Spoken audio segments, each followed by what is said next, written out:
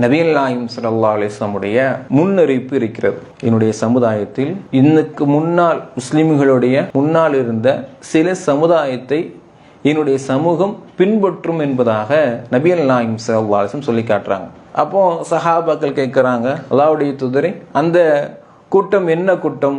யூதர்களையும் கிறிஸ்தவர்களையுமா நீங்க சொல்லுறீங்க அப்படின்னு சொல்லி நபிகள் நாயகம் ஸல்லல்லாஹு அலைஹி வஸல்லம் உங்கள்கிட்ட சஹாபாக்கள் கேட்கும்போது அல்லாஹ்வுடைய சொல்றாங்க, வேற யாரா இருக்க முடியும்? அவங்க தான், வேற யாரு அப்படின்னு சொல்லி நபிகள் நாயகம் ஸல்லல்லாஹு அலைஹி வஸல்லம் நினைச்சாங்கன்னா கேட்கிறாங்க. எப்படி நாம் யூதர்களையும் கிறிஸ்தவர்களையும் பின்பற்றுவாங்க என்பதற்கு நபிகள் நாயகம் ஸல்லல்லாஹு அலைஹி வஸல்லம் உதாரணம் சொல்றாங்க. அவன் ஒரு யூதன் ஒரு உடும்பு பொற்றுக்குள் போனாலும் முஸ்லிம் என்ன செய்வான்? அந்த பொற்றுக்குள் சென்று விடுவான், அப்படியே அவனை பின்பற்றுவான் என்பதாக நபி ஸல்லல்லாஹு அலைஹி வஸல்லம் சொல்லி காட்டுறான். இஸ்லாமியர்கள் இஸ்லாத்தில் இருந்து கொண்டு இந்த ஹதீஸை அழகான முறையில் செயல்படுத்த